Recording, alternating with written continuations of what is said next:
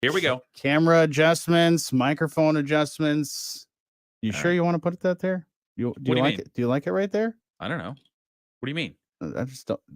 The position. Well, how is it Is that in the different? right spot?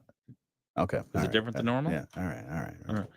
We're on our Facebook, YouTube, and X. If you want to come hang out with us, we'd love for you to do that. Feel free to comment as well. We always love to hear from our regulars and love to see if we get some new people as well. But a busy show today. Mhm. Lots of things going on. By the way, Tigers got a win Hey, yesterday, so that was Okay. pretty sweet. Nice. Watched a little bit of that game. Yeah, they were up like 6-0 when I started watching. Oh, Yeah, it was a good one. that's great. Casey Mize got a win for the first time since I think 2021 Are because they- he'd been hurt. Are they in their homestand? I believe so. Let me double check here real quick. They had a long homestand. They were in Minnesota. Minnesota.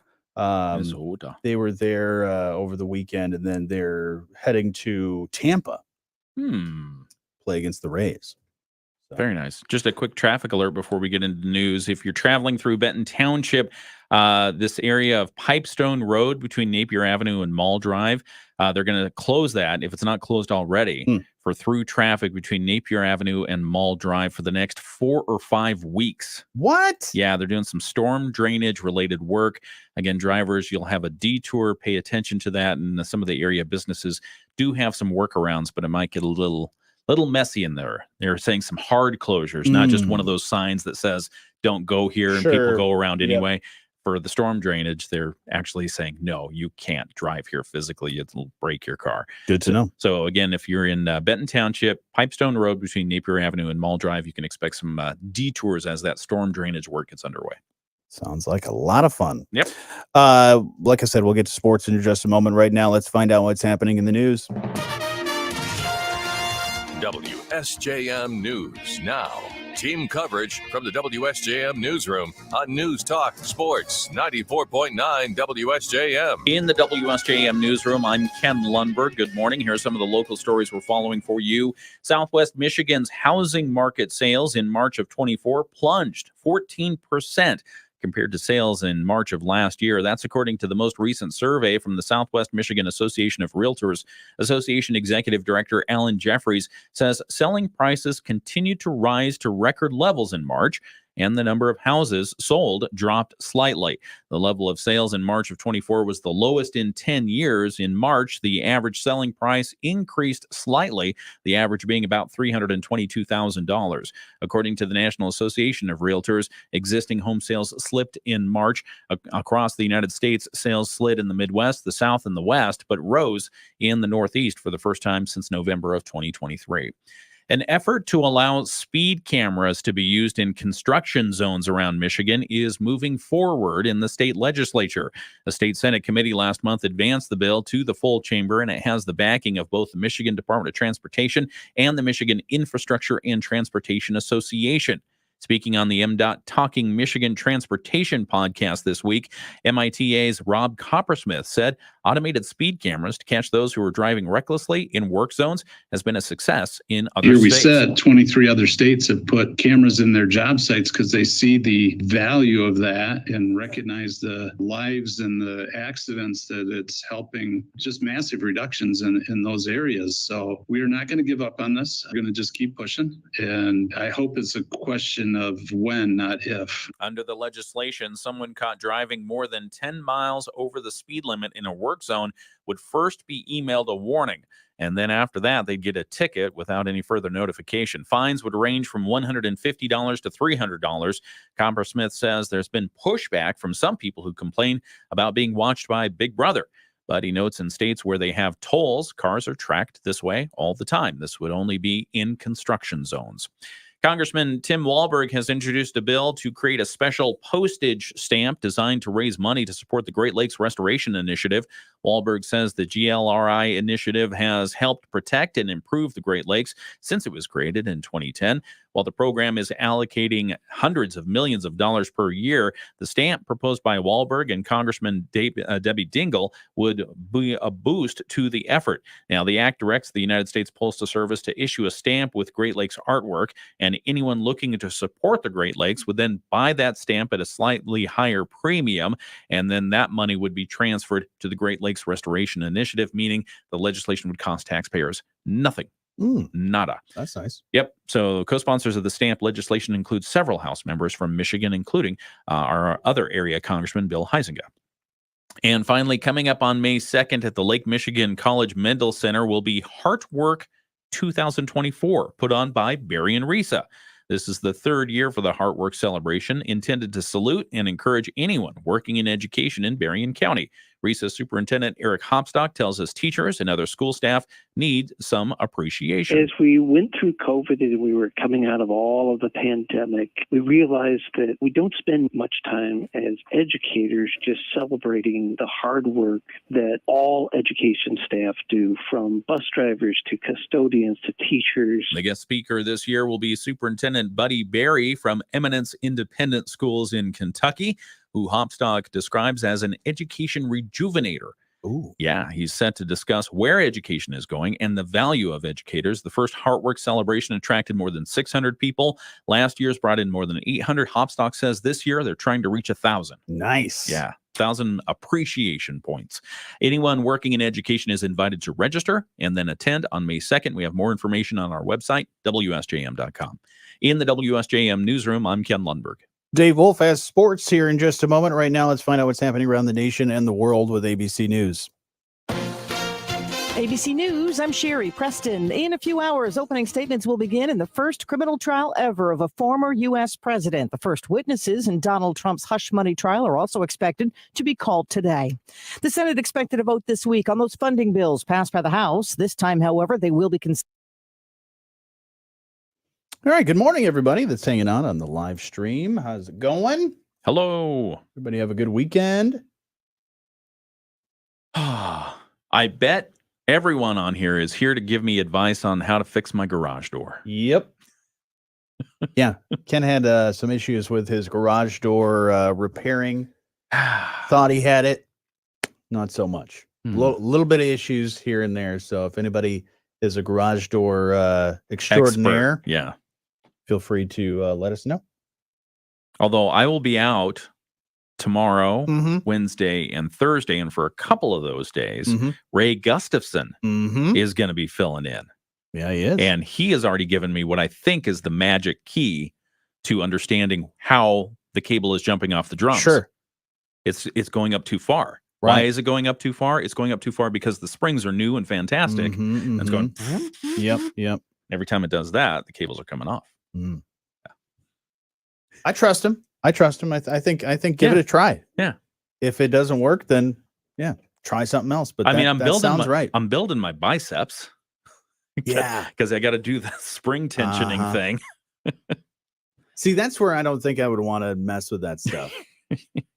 Because either you do it too tight or too loose. So these springs are rated where they can do a lot more than what I have them doing. Sure. So I've adjusted the tension accordingly. But at their maximum, I think you're supposed to wind them 29 times. And you can go 2 or 3 over that. Right. I'm not getting anywhere near there. I'm stopping at 20 rotations or 20 quarter rotations. And 29 just scares the heck out of me. Yeah. Because that thing is it's got a lot of power pent up, ready to go. Yeah, I would hard pass on that one for me. I've never done it before. And I think I would stick to the experts on that one. But and then I was driving around yesterday and all I could see everywhere, garage doors. Garage doors, yeah. Garage doors. Of course. It's like they got it right. They got it right. They got it right. How come I can't get it right? It's just like when you buy a car and before you buy that car, you never see those around. You're like, unless it's a very common one. It's like, I'm going to get this car. Yeah. Never see that. Yeah. Now you buy the car, everywhere. You see it everywhere. Everywhere. I don't know if it's because you notice it or if it's the Matrix or what it is. The Matrix. But yeah, like my brother had a Pontiac Fiero. I had a Pontiac Fiero. Yeah, it was a 1988 Pontiac Fiero Formula Edition. Ooh. So it was a fancy one. Ooh. And I swear, before he bought that Pontiac Fiero, I think I saw one Pontiac Fiero in my life. Yeah. And as soon as he bought it, of course, saw a ton of Pontiac Fieros. Because it's a rare car. They only is. made them from 1984 to Yes. 1988. That's correct. Look at And yeah, oh yeah. Wait, that. don't get me. Did his had the V6 in it? Yeah. The 6-cylinder. Yeah, it was, and it's a rear The engine. car is basically a bicycle with a covering on it. Yeah. And he had a huge engine in there. No storage space. Yeah. I remember my mom was driving the car with me, and we went to the grocery store. Yeah. And we were going through the grocery store buying groceries for me and my four brothers. Yeah. Oh my gosh. No. So yeah, 7 of us. And I was like, just watching her get all this stuff. I was like, Mom, you do realize we have the Fiero. Oh. There's no way we're fitting all that stuff in there. So we were able to do the trunk space is like maybe a foot deep. It is deep. It's deep. But It can handle a set of golf clubs. Yeah. That's about it. And the inside of the car actually pretty roomy. Yeah. So I had groceries in the back. We had groceries in down below by the floorboards, everywhere. I was like, you gotta realize we got the Fiero. This is not gonna work out for us. I broke my ankle when I was a freshman in high school, and I had to trying to get into a Fiero with crutches on. Ouch. Where would you put the crutches? They probably didn't even fit in the car. What I did was I collapsed them down a little bit to their shortest, and then I don't think I was able to put them in the trunk. I think I had to somehow fit them in there along with me. It was a mess. So I had a Fiero. Mhm. Mine was I don't know if it was an 84 or 85, something like that. But your brother's was an 88. That was the last year they made them. Mine was a 4-cylinder. It was red. And I actually drove it from Seattle to Washington, D.C. with my life in it. That's what I used to move across the country. Don't have much of a life. That was it. I did not. I mean, radio, you don't have much. But all right, here we so go. I had golf clubs. What else? And that's about it. Wow. No, you can go. Here we go. Hey, good morning. We're on our live stream just talking about one of the, would you call it one of the great cars? Yes. You had one. My brother had one. Yeah. The Pontiac Fiero. The Pontiac Fiero. You know, because my brother was really into it. The Pontiac Fiero has a Fiero club. Oh, because of course you got the Corvette clubs and the people like that love the Corvettes, the Mustangs, and all those great classic cars. There's a Fiero club. So if you still had yours, you could have been in the club, man. I miss Were it. you in the club when you were? No. No, my club was basically all my friends seeing any Fiero that was on fire on the side of the road. Ken, are you all right? Are you okay? Oh, that's not yours? Okay.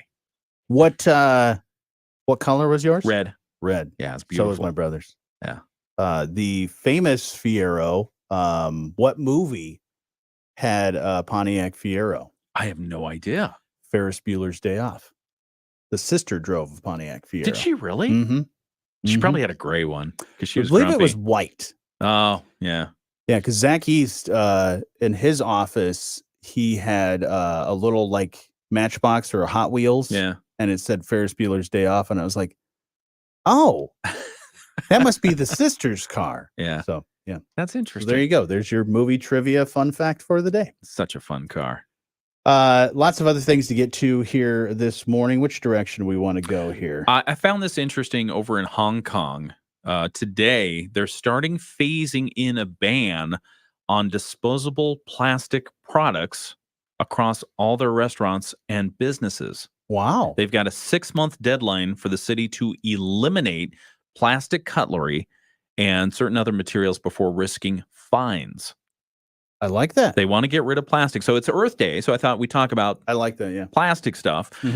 Difficult to recycle products made of polystyrene and plastic were banned for both dine-in and takeaway customers under a bill that was passed last year, with offenders facing fines of up to 100,000 Hong Kong dollars, which is about $12,750 here. Right. That's wow. That's big. That is big. So what are they going to do for takeout if they don't have that? I think it creates a huge market of either you have your own spork Sure. that you carry in your pocket, or they've had issues with chopsticks as well, with them just basically eradicating forests and stuff like that. So, I mean, there are a lot of different issues that they can get to. It just matters on what is it you're going to do.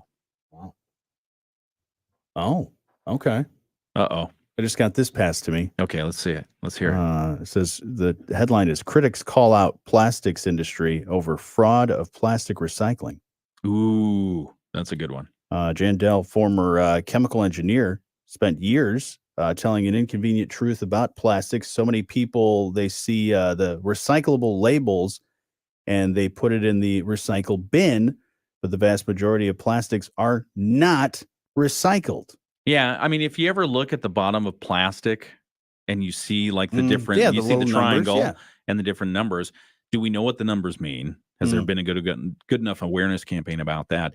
And then what is your local recycler taking and recycling? If it's a 3, maybe you're fine. If it's a 6 or whatever the number scale is, you got to wonder about that. About 48 million tons of plastic waste generated in the U.S. each year. Only 5 to 6% of it is actually recycled, according to the Department of Energy. Yeah. So, the rest end up in landfills, or it's burned, or it's made into a Fiero, or it's made into a product Fiero. Yeah, because they made the Tesla out of stainless steel. I like the idea of the stainless steel, but the reusable plastic. Yeah, because like you'll see it at you notice it at like Walmart. You recycle if you get bags from Walmart, right? You get all the bags. You can actually put those all together and then put them back in their recycling thing. But again, where does that go? Who's using it? And what they end up doing is, I don't know if you've seen them walking around. They'll have their vests on, their little blue vests or whatever color they are now. Yeah. They'll say this was made with X amount of bags to make my vest. So they're recycling it that way. At least that's what they're saying on the back of their shirts. Yeah, that's a big question. Because I don't think that we've done enough to educate people on those numbers and where that stuff goes, what's actually going in your bins, and what you're supposed to do. And you do have to wonder about the contracts, because the contracts, if the recycling company can sell the plastics that it has of a certain sort, everything's fine. Right. If it can't sell it, where does it go? That's what you have to wonder about. So those things change constantly. Yeah, I considered because I have to recycle all my stuff. We like to recycle our things, or at least separate all of the things into what we call the recycle bin. Yep. And then the trash company takes it. Where does it go from there? Who knows? No one really knows. I mean, and obviously with those statistics of only 5 to 6% of it's not going into a landfill that has all the stuff that can decompose and or is it? And turn into maybe compost or that big pile of trash. But it's going into another pile. Yeah. Because then they have to put it all in a bin or shrink it all down and put it into a cube and then send it off to who knows where. Yeah. So I think that's why the other 2 R's of the triumvirate are important. So if you reduce, you reuse, or you recycle, these are things that everyone can take part in. Right. Every time you do something, like we've got, I'd reduce. I don't have a disposable coffee cup anymore. I'm going to take this with me when I travel. That kind of stuff. And there are certain states, I think it's California and some of the other ones that have said no plastic bags. No plastic bags at the grocery store. Used to be what they started a dime a piece if you wanted a plastic bag. And now, like you said, some states, not at all. Do you bring reusable bags to the grocery store? I did up until COVID, because then they wouldn't allow us to use them anymore. Right. And so now I'm back to the plastic. Okay. Yeah. Yeah. Yeah. I usually will get I'll get the bags and then I'll take them back. Yeah. Oh, you take the bags back? Yeah, I take the bags back. Do they take them back? Yeah. Do they look at you and go, what's this? Yeah, because I'll get like the Walmart grocery order thing. Okay. And man, talk about they need to talk to some of those people about the reduction of bags, because I'll get like one thing. They're like, oh, did you want butter?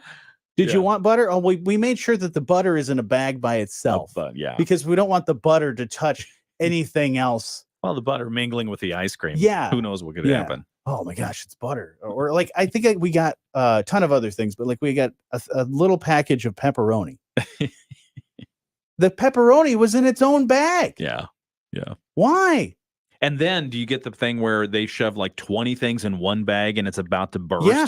You pick it up, it breaks. Things like meat, I understand. Yeah. Keep that separate from the other things. But like if I get a box of cereal, don't just put the one box of cereal in the bag. Yeah.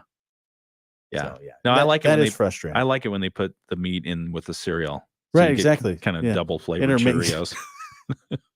Because like I went to the store to pick up a few things last night. Yeah. Everything all in one bag. Was perfectly fine.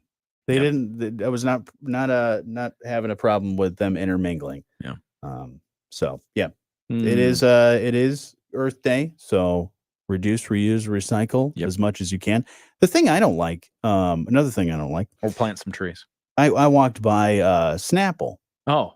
You know what? I really am mad about the fact that Snapple took away the glass bottles and That's decided right. to go to the plastic bottles, Uh, and it doesn't taste the same. really? Yeah, in Oh. my opinion, I don't know if it's my brain telling me something, but the Snapple does not taste the same. Plus, what was Snapple's biggest marketing campaign? The caps. Yeah. Yeah. Yeah. You hear that pop? You know don't it's hear the fresh. pop anymore? No pop. No pop. Oh. No manufacturer because it's a plastic bottle now. Is the plastic, what's the quality of the plastic? What is It's it? decent quality. Okay. Yeah, it's pretty substantial. Yeah. But it's not reusable because of that's the thing too that I would love. Me feeling old, my old person moment. I remember back in my day Back when in your day, Gatorade was yes. in glass bottles and there Yeah. was only one flavor. Oh, I can do better. Remember when you bought a 6-pack? I don't think it exists like this anymore, but you bought a 6-pack of cans like Coors or Diet Coke or whatever, and they had the plastic ringlets around it. Mhm. Do they still have those? They still have those? Yeah. Oh, those are bad for the fish. Right. Oh. They're trying to do more of it's a different, in some cases, like if you get one, like they're in 4-packs from like a microbrewery or Yeah. something like that, they'll have a different kind of plastic Okay. that kind of, it doesn't go the ring around it, like clamps onto it. Oh, I've seen those. Those I believe are recyclable. I cut myself on say. those all the time. Yeah. Because they're. But what about the pull tabs? Remember the pull tabs that came totally off? Those are probably gone by the time you were around. Jeez. Yeah. This is I- like 1965. I remember my grandparents after that. I remember finding some of those in my Yeah, backyard. In your foot. Yeah. No, I remember finding some of those old cans Yeah. when I was in the backyard. Yeah. Yeah. And they're substantial. Oh yeah. That's fun. I do remember when high C, like high Mhm. C, you had to use the Oh, poke. yeah. You had to punch out Yep. the can. Mm-hmm. So yeah, I think they do need to look at some of the old school ways. Like, I mean, I understand glass bottles. It is, as far as the overall manufacturing of whatever you're doing beverage wise, it is more expensive.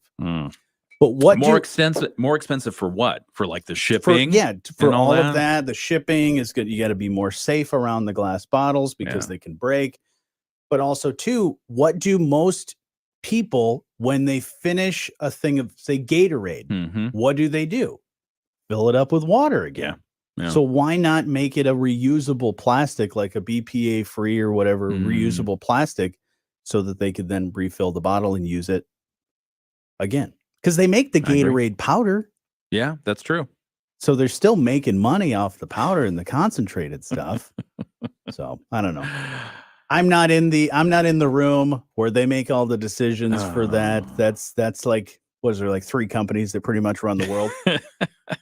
So Oh yeah, dear. that's This my has gone soapbox. off the rails. That's my soapbox, which that company also owns, is the soap. So anyways, any other Earth Day related things? Nothing on Earth. Although I did see, if you want to get back to a beautiful kind of nature, you can go to Hawaii, but don't expect to find a cheap vacation rental. They're getting even more elusive and exclusive. Oh, yeah. Apparently, Hawaii is a little upset that the vacation rental market is dominating, making it harder and harder for people to actually live there. mm-hmm. Yeah, so they're looking at reducing the number of rentals that they can have in Hawaii, vacation rentals. Again, it's Jeez. this affordable housing issue. Mhm. And this caught my eye because, we're dealing with the short-term rental issues Right. over here. So Hawaii doing the Huge same thing. vacation destination, of course. Mm-hmm. Yeah. Yeah, my brother and his family, they lived in Hawaii, but the only way they were able to live in Hawaii and afford it is because they were in the military. Yeah. And even getting family to come over there, it's like, well, you're going to have to stay with us because good luck trying to find an Airbnb or whatever that you can afford. Mm-hmm. So yeah, you're going to see that across a lot of places where it's just you're going to price them out. Yeah. One version of the legislation would allow short-term rentals to be phased out entirely. And again, the objective is to give counties in Hawaii more power to eliminate the vacation rentals. So again, they have more affordable type housing. Oh, that makes sense for the residents. Mm-hmm. I mean, in the hotels, they got plenty of hotels out there. They do. So I mean, they'll benefit from that. Yeah. And they're making new islands all the time, Exactly. with the volcanoes and such. Zuckerberg's creating his own island. Can I stay at the Zuckerberg compound? See, they should pass legislation to require Zuckerberg to turn his into an Airbnb. He's got like enough. He has enough room. I mean, come Mhm. on. Makes sense. Private property. Come on. Here's a comment about the recycling things. Okay. Bill says if they paid for plastic recycling like scrap metal, plastic would disappear. Because scrap metal, you've piles of scrap metal in your backyard. You take that to a metal recycling place. They You get money. They pay. Yeah, it's a good point. They've even talked about in the state of Michigan. They've talked about raising the deposit price. Yeah, because you get 10 cents for the cans. They've talked about bumping that up because more and more people. I think COVID and the pandemic had another thing to deal with. It got harder and harder for you to actually go to the grocery store or wherever to take your cans back. That's right. It's still like that. Yeah. So a lot of people were instead taking it and tossing it into their recycling or their regular trash and it not getting recycled properly. So they said, well, if we raise it a little bit, maybe instead of 10 cents, we go to 15. Maybe that's going to entice people to recycle. Yeah. Or use less. Mm-hmm. All right. Well, we got a lot of other things to get to here this morning. We'll catch you up with sports, news, and your Bloomberg Market Minute. It's all next. Loan rates are trending downward. Are you ready to make your move? Sturgis Bank's expert hometown lenders will guide you through the process and take the time to make. Yeah. Crazy. Actually gets recycled. Mm-hmm. Yeah. Mm-hmm. Yeah, I have my recycle bin that I put everything in, but it's like, where's it going? Well, in some communities, it depends on what week it is and what contract they have. It's like, okay, guys, this week the recycle, we'll take it. We have a contract. The next week, no contract. Dump it in with the landfill stuff. Right. Just unfortunate. Mm-hmm. Bill says because we talked about reusing the Gatorade bottles, he says he fills the Gatorade bottle with water, freezes it, has it for his lunch to keep it cold. Mm-hmm. You don't want to do it too many times because then that starts to cause problems. Leaching, the plastic leaches, whatever. And the plastic leaches? Yeah, that's what they say. Those are good for largemouth bass. Yeah, exactly. Toss that in there. Little Gatorade buoy. That's something else. This weekend, Samuel and I, as we were doing the garage stuff, he's like poking through some of the swim baits for largemouth bass that my dad had. And he's like, oh, Dad, is it okay if I take these on top of the other 5 dozen you've already taken? Sure. Lures are expensive. Mm-hmm. So we were talking and he said, oh, I don't go fishing over in that area anymore. Why not? The trees kept taking my lures. It's like, well, what are you doing? Get out of there.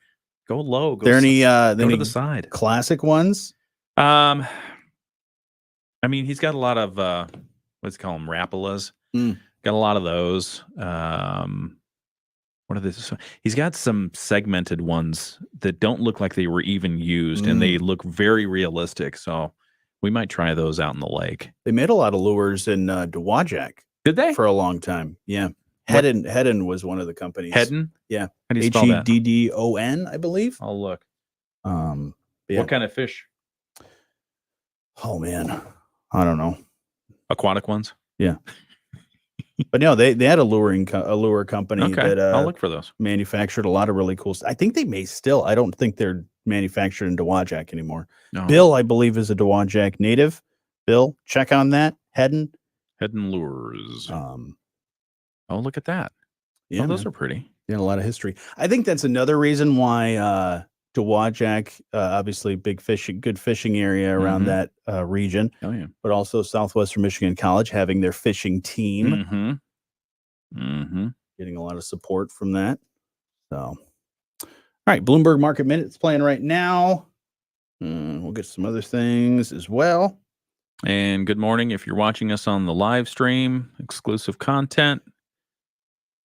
Anything additional you want to add or It have is us take a Earth look Day. at? Yeah, it is Earth Day. I haven't seen any cicadas yet or heard any cicadas yet. Yeah, I was looking at something about the cicadas and when they were going to show up. Mid-May, late June. Yeah. Ugh, creepy little things. Yeah, I think we should do the challenge of eating a cicada. Eating a cicada? Yeah. I think you'd be up for that. I mean, I've eaten some weird stuff. All right. I mean, there are 3,000 different varieties. At least one of them's got to taste good. Yeah, you going to try all 3,000 of them? Sure, why not? All right, let's get back to the show. Listen to The Morning Show with Jonny and Ken on 94.9 WSJM. Just past 7:30. Good morning. It's going to be a beautiful day today. Perfect Earth Day. Mostly gorgeous. sunny, high 66. And then the clouds rolling in tonight and going to bring a little bit of rain. 40% chance for that happening by the morning. So some overnight rain and low down to 48. So it's going to rain, and then are we going to get any heat? Tomorrow's a high 60 with Okay. more rain. So I got to look farther into the. Because you know what season it is. Now that we're in mid-April, a little bit of rain, a little bit of heat. What do we get? Magic of morel mushrooms. Oh, yeah. Yeah. Can't wait. We'll talk about that a little bit All later as well. But we got to get to what's happening in the news this morning. WSJM News Now. Team coverage from the WSJM Newsroom on News Talk Sports 94.9 WSJM. In the WSJM Newsroom, I'm Ken Lundberg. Here are some of the local stories we're looking at for you today. As we reported last Friday, there's a change happening at the Berrien County Prosecutor's Office. Prosecutor Steve Perangeli is resigning effective June 3rd. That's about 7 months before his term would expire. Perangeli had been expected to seek re-election. He hasn't yet explained why he's stepping down early or what he plans to do next. Now, WSJM has reached out to the prosecutor, but Perangeli has not yet responded. His office states he's out until April 29th. As we reported on Friday, Assistant Prosecutor Amy Bird is running for the post. The last day to file for that office is tomorrow by 4 p.m. The Berrien County Board of Commissioners has approved a pay increase for trial court clerks. County Administrator Brian Doucette tells us the board recently did an exhaustive study of pay for all county employees, but took a close look at the court clerks after hearing from a group of them last summer. At a board meeting in August, the clerks complained of pay so low that they say it compares to fast food jobs. Doucette says the board vote last week gives the new pay grade to trial court clerks and deputy registrar. And New Buffalo Area Schools is planning to support a housing development in New Buffalo Township as a way of increasing attainable housing in the area. The district is seeking statements of qualifications from developers to build single-family homes and townhouses on about 42 acres of property owned by the district on Lubke Road near New Buffalo Elementary. The district says roughly 10 to 12 acres will be used for the development to eventually feature 60 to 80 residential units. And in addition to seeking developers, the district is planning to use the housing development as a training opportunity for its building and trades program. In the WSJM Newsroom, I'm Ken Lundberg. They got a nice building trades team. Yeah. Good. They do good work. Do they know anything about garage doors? Good question. They may farm that out to other experts that know the garage doors. But it's a learning opportunity. I could get you in contact with the building trades. It may come to that. All right. We'll get to sports here in just a moment. Right now, let's find out what's happening around the state. The Michigan News Network. I'm Beth Fisher. 2 kids have been killed. All right. Your son. Sawyer. No, this Samuel. Son. Nope. The other Stewart. He commented, anybody going hunting for mushrooms this weekend? Oh, we should. We'll talk about that in just a little bit. Stuart likes the mushroom hunting. Yeah. It makes me incredibly nervous. It's a fun thing to do. Yeah. But I know some people that, I mean, not only is it an art to be able to find all that stuff, you got to be very patient. Yeah. It's hunting. That's why they call it hunting. It's just like any hunting for anything else. You have to be patient, be very watchful of the surrounding areas. And then when you do find the area in which you think this is where the morels should be, right, you then still have to be very careful because they could just be hiding underneath a leaf. So it makes me nervous because I know how dangerous the wrong mushrooms can be. Right. Morels, pretty distinctive. Yeah. And yet still, I mean, there are a few different varieties. But then you've got the what, I don't know what they call it, but they call them like the false mushroom, the false morel or whatever, where it looks exactly like a morel mushroom, but it is not. The different kind. It's not dangerous, not toxic to eat it, but you'll look at it and you're like, oh, that definitely is a morel mushroom, and it's not. Not as tasty. It's a little more yellow. Okay. Has a little over yellow tone and a little bigger. Yeah. Usually, but yeah, it still has those little dimples pockets and all that in the such. pockets. But yeah, not those ones. And then the other thing you have to worry about is everyone else in there. Yeah. The ticks, the snakes, the spiders. Not to scare you off or anything. Because they hang under what is it? Oak. Is that right? It's like dead oak trees usually are really perfect area for that. But yeah, the environment has to be just right. And I thought about that too, as if the mushroom season was going to be earlier, or if it was going to be affected by the winter, because we really didn't have a really cold winter. We had cold moments, but not the usual winter that we're used to. Yeah. So I was wondering, is that going to affect the mushrooms? I mean, I think as long as you have those two ingredients, the moisture, that, you know, the decaying wood and all that to feed them, but the moisture and the heat. Yeah. I think we'll be all right. But you're right, because we didn't have that cold winter, the guys I'm talking about, the ticks, are going to be more prevalent out there. Right. So wear bread bags on your feet. Duct tape them to your pants. Be careful, all that stuff. Jocelyn says they call those the morel butter pockets. The butter pockets. Oh, yeah. Because that's pretty much all you need when you get the morels. Clean them up, toss them in the pan with some butter. Any roadside morels pop up yet? I don't know. You know what I haven't seen a lot of is the roadside asparagus. Yeah. When I was a kid, we like down the road from our house, we'd go walking, and sure enough, you'd see the right there in the ditch, you'd see some asparagus popping up. Delicious. We're going to talk about morels soon. We will. Okay. We will. Because I've got some tips.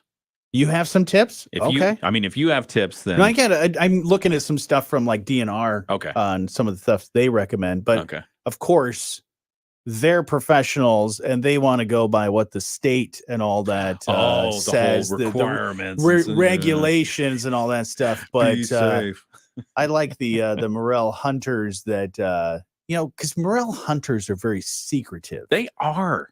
Like, of course, if they find whether it's their property or a friend's property, or if they go out in the woods anywhere and trails, they won't tell you. No. Like all of a sudden, like you'll see somebody, oh, I got all these morels. They're so great.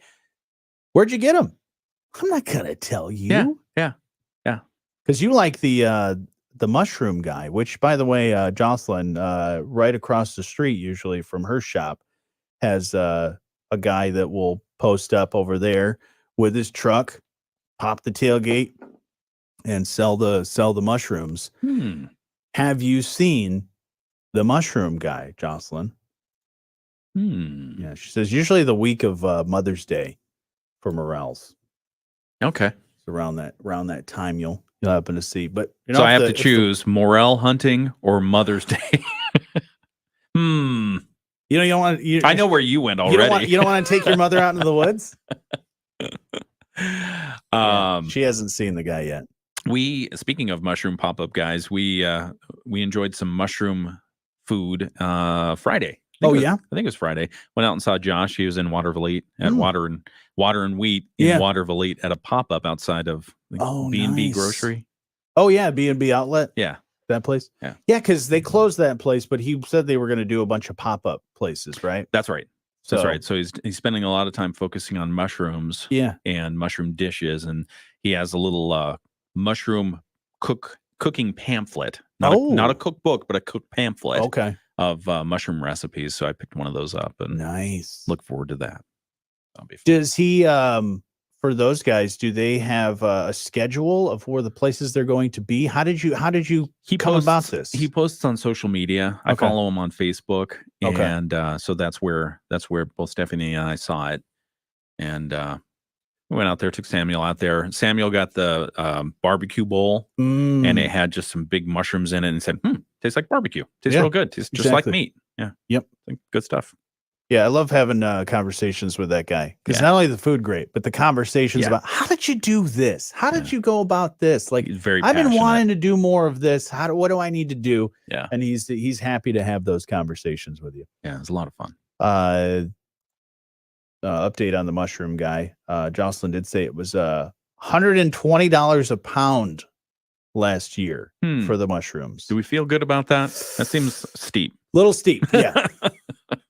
But he always has them, and he's one of the only guys around that you can get them from. Okay. At least in a large amount. I mean, a pound, that's a lot. Yeah. That is a lot of those mushrooms because they're very light. Yeah. So, but $120, that's an expensive dinner if you're going to eat a whole pound of that. Oh, yeah. And then a lot of times the area grocery stores will buy some of the local ones. Yep. Have them. Like, we'll have them for about 15 minutes and then they're gone. Yeah, I have seen those at the grocery store every once in a while. Yeah. Sometimes they're dried ones, which, I'd rather have the fresh ones. But yeah, I mean, I feel like Eden Garden, like, you can get your fresh morel mushrooms from the forest areas of Michigan or store-bought's fine. But yeah, Shelton's down in Niles will have those every once in a while because they work with a lot of the local farmers and they're local farmers as well, so they'll have good connections with people. Excellent. Good mushroom variety. So if you're ever looking for mushrooms, Jocelyn's just been commenting away on all the tips and tricks. Wow. About look at that, like 7 comments here. She's awake now. Okay. Yeah, she's mad because I usually send her the "Hey, I'm at work. Just got to work" text. I forgot to do that this morning. Sir, what were you thinking there? I don't know. I got thrown off because I took a shower yesterday. Like last night before bed, I took my shower. My routine's been thrown off. Okay. I usually wake up, take a shower, get everything ready. Right. And I thought, I didn't really shower much this weekend. It's time for a shower. So, yeah. Anyways, we'll get back to the show here in just a minute. But anybody like to do the morel hunting? We'll talk more about it in just a moment. Get some tips and tricks. And give us some tips and tricks that you have for the morel hunting. I do know the one thing you want to take with you is like the orange bags are really good. The netted mesh bags. Yep. You get ones with oranges, those are usually pretty good because you don't want to have a regular bag because you want that to be open and airy, but also too some of the spores and things like that can shake out and fall off. Absolutely. If that really works. Right. Who knows? That's what they say. They tell you to do. Anyways, yeah, we'll get to a little more morale chat. Boost the morale. Right? Ayo. Oh, goodness. Yeah. But it is Earth Day today, so what are you doing to celebrate Earth Day? Love to hear from you. Real quick, did you see the hotel that was used in The Shining is now back open? They had a fire on Friday. Really? Yeah. Oh, no. Let's talk about that. Timberline Lodge in Oregon. Oh, wait a sec. So there are a couple of different ones, right? Which was famously used as the Overlook Hotel in the movie. Yep. Because then they use different ones. They use one for the interior, I think, and then they used another one for certain exterior stuff. Yeah, I think so. Because there's one that's not in Oregon. Yeah, that has the outside of it. right. Isn't it like in Colorado? Yeah, Yeah, or Wyoming or something. maybe that was where he wrote it or something. But any Stephen King buffs? Big Stephen King fans? Well, Stephanie is. Let's see. Is she a fan of what's his alter ego again? What did you say? Richard somebody or other? Jocelyn's gonna have to comment again because Okay. she had Richard Bachman. Was that right? Yeah, I know Bachman's the last name. Yeah, his books hard to find. She had quite a few of them actually. All right, let's get back to it. I'm WSJM. Well, hello. Feel free to be hanging out on our live stream if you'd like to see how this fine award-winning program operates. We've been covering a lot of ground. Yes, see? Because we're talking about mushrooms. Yeah. See? Nice. Transitions are the key to a fine award-winning program. Yeah. You got to have the good transitions. But yeah, we're talking about covering some ground because this is about that time of year where people start going out into the woods, start looking for morel mushrooms. Oh, yeah. Usually happens about mid-April, lasts through June-ish, depending on the weather. So before I get to some DNR stuff from the DNR, what do you recommend for somebody that's saying, I want to get out and I want to do some morel mushroom hunting? And this comes from Pure Michigan. But before we get Pure Michigan's tips and tricks, I mean, any mushroom hunting, you need to know exactly what you're looking for. Right. Buy a guidebook, buy an identification book. Don't be, I think this is it. Sure. Be certain because you can consume the wrong mushrooms and that's it. You're done. Right. You're done. So yeah, because there is, I don't know what they're called, but they're called like false morels or something like that. And they look a lot like them, but they're not. Yeah. So to avoid picking and consuming false morels or anything else, the recommendation is you purchase a good mushroom identification book. Better yet, go with somebody who has the experience, real experience of finding the morel mushrooms. If you don't know, if you're not familiar with the area you're going hunting in, carry a compass or a GPS so that you can get back to your car. Smartphones these days and smart cars, they're so simple. They can actually locate where your car is and guide you back to it if you get lost. Dress appropriately for walking in the woods. That means keep your skin covered and wear boots or closed-toe shoes. Last thing you want to do is step on a snake and it has a bite your ankle, and then it's a whole not a Hallmark movie. Sure. Beware of ticks. So when you dress appropriately, think about wearing the lighter clothes so that you can see when ticks might latch on and start traipsing around your clothing there. Tuck your pants in your sock or something you like that. You can do all that stuff and just make sure that you're checking yourself after you get out of the woods. Do your best to avoid trespassing. People think, oh, well, it's open woods. I'm just going to go anywhere I want. Don't do that because you might be trespassing somebody's property, somebody else's property, maybe in their morel mushroom batch or something like that. Have fun. Morel mushroom hunting can be a wonderful family activity. Kids apparently great at spotting morels. I think this is because they're lower to the ground, right? I mean, maybe in some cases they have better eyesight. They're lower to the ground. They kick a bunch of stuff over. And then when you find a good area, the idea is that you let me know where it is, and I'll keep it secret. Contact Ken Lundberg or our news department, whichever. And then you mentioned the mesh bags. The mesh bags are encouraged because the spores of the mushrooms can disperse as you continue your hunt. Right. So look at, your orange bag that you get your oranges or tangerines or whatever in. Those are pretty good because the mesh is not too far apart where you can keep the mushrooms in there. You don't want those falling out. Yeah, and I will say those mushroom tips, if you want more, they're on the Pure Michigan website, and they were contributed by Joshua Nowicki. Oh, yeah, who has a really pretty picture of a morel mushroom there. Does he go hunting morel mushroom? He won't hunting? tell us. No, I'm sure he does. I'm sure he does. So your son was already asking on our Facebook page, Yeah. and I'm sure you're going to take the kids out and go morel mushroom hunting We'll at some point see. I this mean, season? you've got to get the right conditions, but Yeah. if it rains and then there's a little bit of thing, I just don't know where they are. I mean, I know where they should be. Well, funny you asked that or say that because I was looking at some information from the DNR. Okay. They know the outdoors pretty well. They do. They recommend that you, of course, learn how to identify the true morel versus the lookalikes.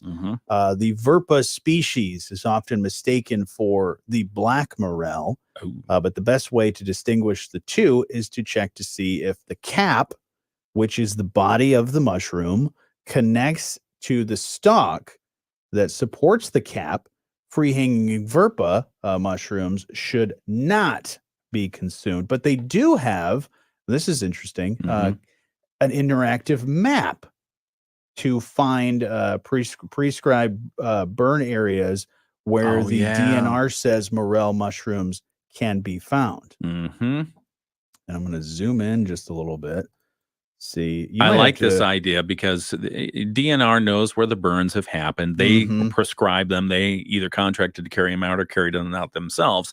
And sometimes that burning of the forest can promote a lot of new growth.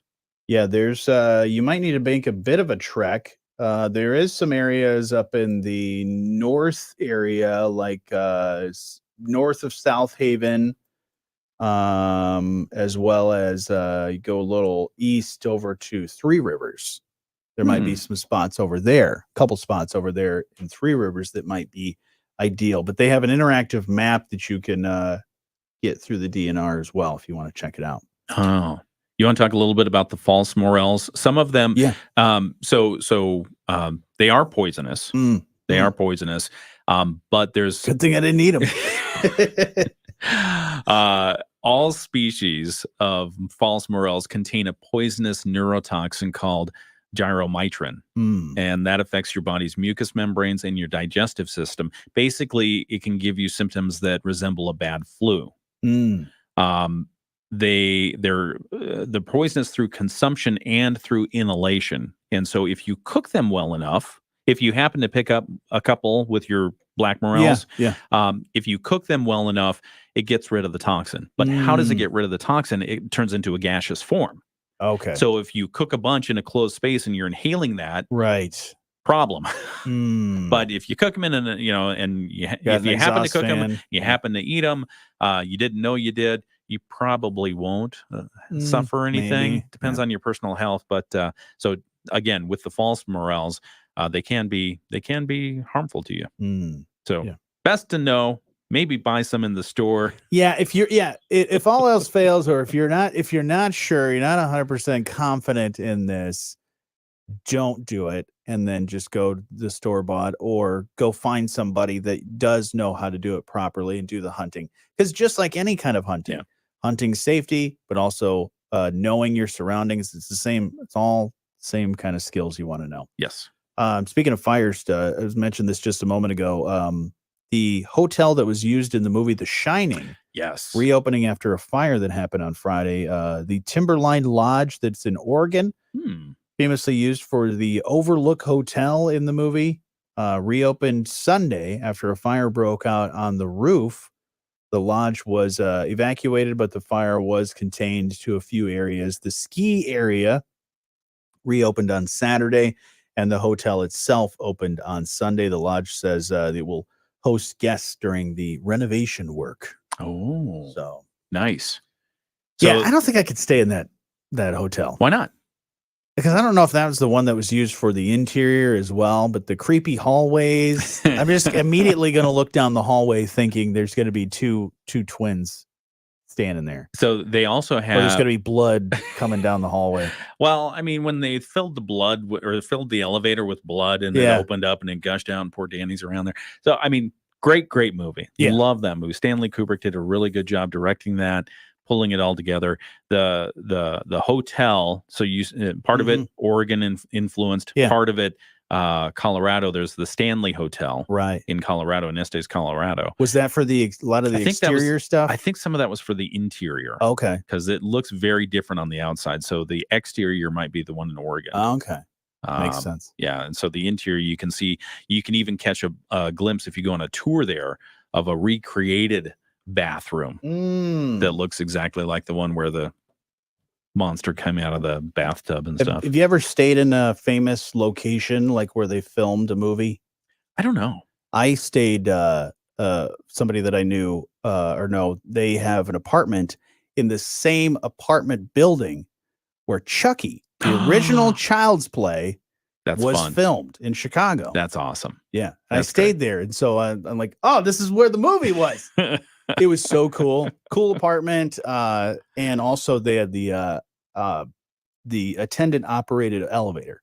Oh. So the doorman, little cage and everything. Yeah, the doorman would let you in. He'd take you up on the elevator and go ding, ding, ding, ding. Do the go stop thing. Yeah, it was pretty cool.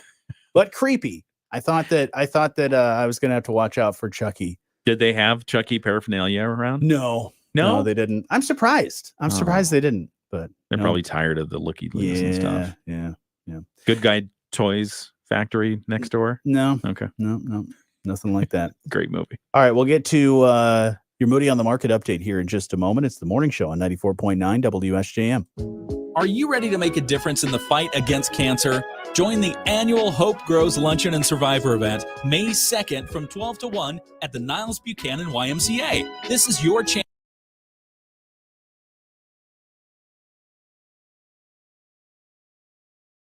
Cool. It's small. It's small. Very small apartment. It's like a one room apartment. It has a bathroom. This one not as big as the one that the one in Child's Play. Okay. That had multiple rooms. This small apartment, cool building, and real close to downtown. And because I went and stayed there for Lollapalooza. Oh. And because it was a short drive through Uber or cab or whatever to get over there. Yeah, cool building. The cool operated elevator, that was neat. The cage. Her last name is Line, right? Okay. Mm-hmm. We'll do that one for Moody, by the way. Oh, nice. Coachella. I think that was this last weekend, wasn't it? Yeah, I think so. Yeah. Second part of it or whatever. Oh, yeah, look at that. And then one of my sons is really into Noah Kahan. Noah Kahan. Yeah. I call him Khan, but Siri says Kahan every time. Yeah, I think it's like you don't go Kahan, but I think you kind of go Kahan. Like it's like you kind of say it there. There's a little ha. It's the silent H. Yeah. Semi-silent H. But he was playing with some other folks. I think Hosier was there too. Oh, nice. Yeah, because they have a song together. Oh, do they? Yeah. Oh. Yeah. It's a pretty good song. Okay. But yeah, they were playing in, I think, Charleston, South Carolina. Nice. Yeah, I said, oh, yeah, they're playing this weekend. He says, where? In South Carolina. Thanks, Dad. All right, let's get back to it. It's the morning show with Jonny and Ken on 94.9 WSJM. When you want to know Southwest Michigan's business, look no further. We got you covered at moodyonthemarket.com and Moody on the Market app. Download that for free. Your update is brought to you by our friends at Insurance Management Service. Call IMS today, your local auto owners agency with locations in St. Joseph and in Niles. And talking about interesting people you should know, you better know quick because they're leaving, unfortunately. Oh. Fernwood Botanical Garden Director Carol Line is retiring after 17 years at the helm. Yeah, that's right. Line says her time as director of the attraction in Niles will end in December of this year.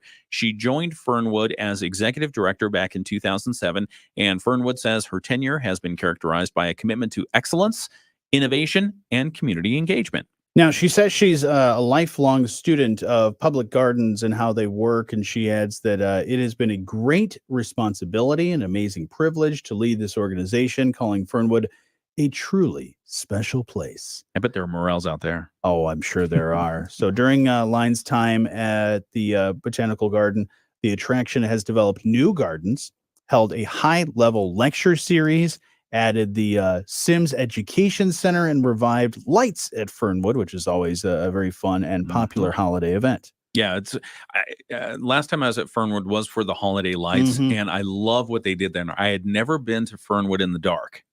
And it's a cool experience. They made it a special, magical experience. It was really cool. So Yeah. Fernwood, Caroline retiring at, or at least from that position after 17 years at Fernwood. She's done a great job. Yeah. Nice lady. Great place. You want to read that full article and more, just check it out. It's right there at moodyonthemarket.com. And if you ever have any tips for us, we love them. We love to investigate stuff. There's a place you can click on the website called Send Your Story, and you get tips directly to us. You can send them right to me. My email pops up, says, hey, Ken, check this out. All right. Yeah, we love getting that stuff. Go directly to the man. You know I like it. Your update is brought to you by our friends at Insurance Management Service. Call IMS today, your local auto owners agency with locations in St. Joseph and in Niles. Rich Brand and Tarek Halsey of IMS Insurance Management Service. Wow, that one went quick today. Yeah, man. Very quick. Thanks for joining us on the live stream. Hey, Teresa. Hey, Teresa. Good morning, Teresa. Did you wake up late, Teresa? What's the deal? Yeah. No, I'm kidding. Hey, good morning. See you later. Good morning, Chow, out. But thanks for joining us for the exclusive content. If there's anything you think we can do to make it better, let us know. No, we don't want that tips. No, just put them in the comments. Put them in the comments. Don't open that Pandora's Anyone, box. everyone. All right. You guys have a great day. You safe travels. Thank you. You're going to be gone Tuesday, Wednesday, Thursday. Yes, I'll be back Friday morning going to Wisconsin. My son said, get some cheese. Oh, I said, okay. Yeah. You want some cheese? I do want some cheese. Okay. May even have you pick me up some beer. Oh, I'll have to take my ID. Yeah. Is there a special beer? Yeah, Spotted Cow. Oh. I'm surprised you already haven't had orders for that. Oh, dear Lord. But Spotted Cow is a great beer that's made by New Glarus Brewing Company. They only sell it in Wisconsin. Really? Yeah. I will keep my eye out so for it's it. the mystique and it's the demand for that. I'm not going to make any promises, only because I don't know what my schedule is going to be. Oh, yeah. Yeah. I don't. Yeah. But I will do my best. Cheese or what have you, if you happen to pick that up. Is there anybody else going with you? Or I is it have just no you? idea. I'm just driving by myself. Oh, okay. I'm kind of looking forward to that. No, that'd be great. Yeah. Nobody's hitching a ride and saying, hey. I'm just filling up the tank and driving. Because it's west. At the University of Wisconsin-Madison. Yeah. It's short little stroll over there. Yeah. That'll be nice. Was it about 3 hours? 3, 4, whatever. 3, 4 hours. Depending on fast I go. traffic and how fast you go. You'll probably get there in 2.5. You'll be good. I have to get the radar detector out. All right, everybody. You have a great day, and we'll talk to you again soon. See y'all.